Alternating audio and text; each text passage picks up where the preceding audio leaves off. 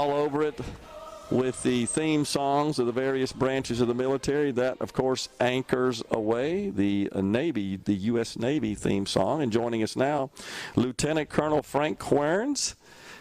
He is going to give us an update on the 155th ABCT upcoming deployment. First, Lieutenant Colonel, thanks for being here. Thank you for your service, sir.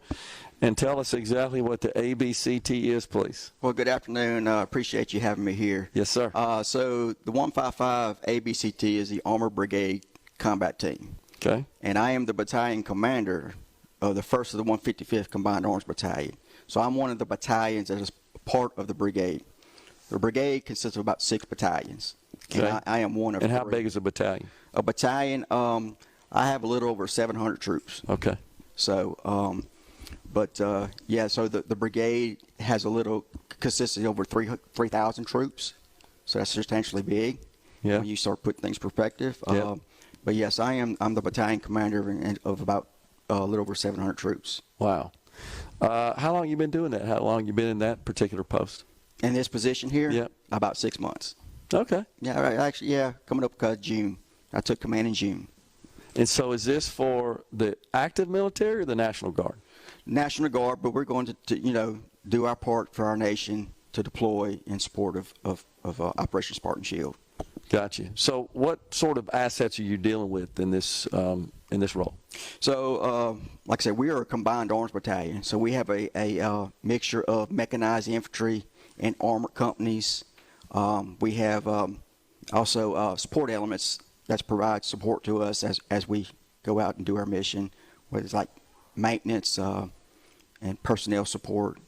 So that's what the battalion. When we go, we're going to deploy as a task force, which means a task force. I'll grow. So once I get there, and for Operation Spartan Shield, which is I'll be stationed in Kuwait. I have a little over 1,000 troops as part of a task force. Tell us about that operation exactly. So Operation Spartan Shield is a mission there in the Central Command region of the Middle East, and so what we do there is we'll be like a response force in case there's a small flare-up somewhere. But we won't be just sitting there idle.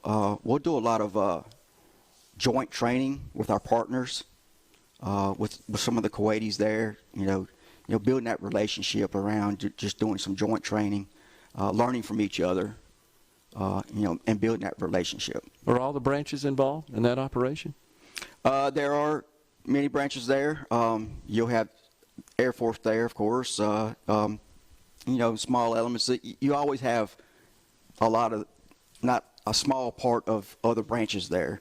The Marines will be there, some of the Navy doing certain things. But yeah, the Air Force is there as well. They have a location there.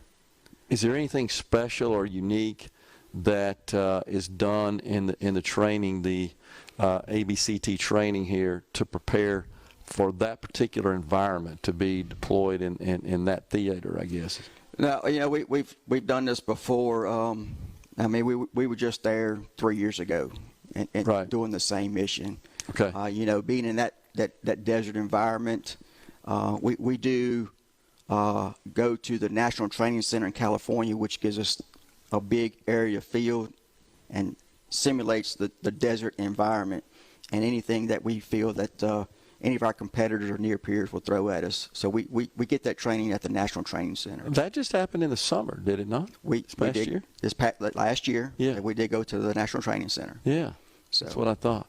So the idea is to bring everybody out into that sort of landscape, that sort of geography, to get as close as you can to simulate what they're going to experience once they get in country there. Yes, sir. Yeah. Yes, sir. Fascinating. So, but yeah, right now what we're doing, we just actually started. We're actually here right now. My battalion is conducting training this weekend. Even though it's a holiday, we're still training. So, we're starting off with the basics. We're doing some individual weapons qualification and doing some technical inspections of our tanks and Bradleys, getting them ready to go to make sure they're ready. So, but like I said, we'll start this month and we'll go all the way through to late spring, in which we'll head to Fort Bliss, Texas, okay, which gives a smaller version of simulating the area out there in El Paso, New Mexico area.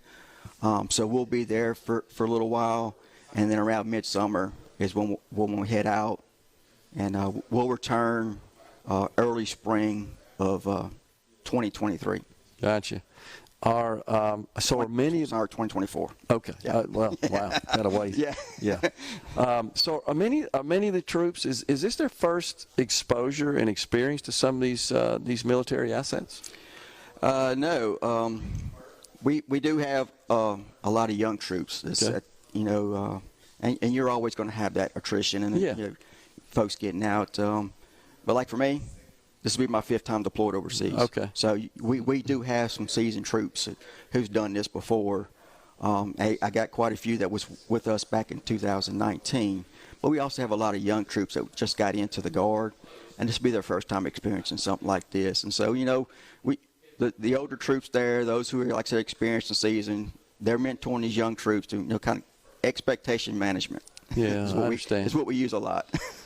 Well, but is it fair to say that a lot of the modern weaponry and assets, they're so automated now, it's to a great extent, it's like operating a computer and working with electronic information technology.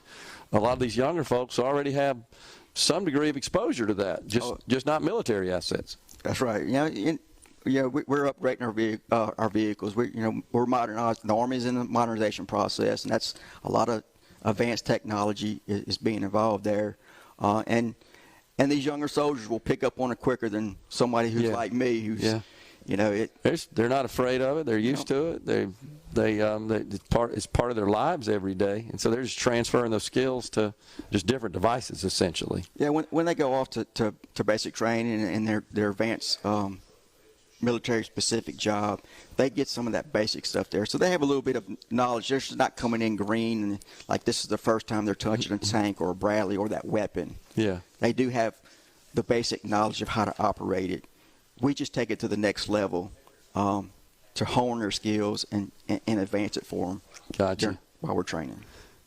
So the base itself here that has been a training base for decades, right? So you constantly upgrading it to accommodate just new strategies, new tactics, new equipment and assets. I mean, it's a constant update. It is a constant change, and the schools we go to, because we have to continue our education. So as things, it gets into the school area as we go. Because I just recently come back from school for 5 weeks, and things do change, and we those who have been here a while we'll pick up on that and get that training of what's new. Now when we net new equipment, they'll come here and they'll teach us to operate it here on the new equipment. Okay. So they don't say, hey, there's that nice tank right there, go get in it. No, it's an extensive. It could take up to 3 months for that type training, and it's when you do that, and it's for like 3 months straight. That puts a toll on our National Guard soldier who has a civilian job and an employer. So, but and talking about that, these soldiers can't be successful if it's not the support for their family and their employers they work for, because they do sacrifice a lot. And why I got this opportunity. I like to thank all the employers out there and the family members who have a soldier that works for them. Absolutely. Thank you, because they can't be successful without the family support and their employer. Well, and in fact, they're all worthy of our thanks, because without them accommodating, then we don't have the forces we need, and the resources we need to keep our country safe. The bottom line. And they train hard when they get here. Long nights. They'll come in. Like I said, we've been here since Wednesday. Yeah. And we'll leave Sunday. And we're doing night fires, stuff like that. So late in the night. So they'll get up Monday morning. They'll either go to college or they'll go to work. So that's awesome. Wow, that's great. Appreciate you sharing all that. That's very informative, Lieutenant Colonel, and appreciate you coming on Middays. Lieutenant Colonel Frank Querns, and thank you for your service, sir. Thank you. I appreciate that. Thanks. Yes, sir. All right, folks, we're going to step aside for a break right here on Middays. When we come back, we've got the commander of Camp Shelby. That would be Colonel Rick Weaver. Stay with us. We are going to return.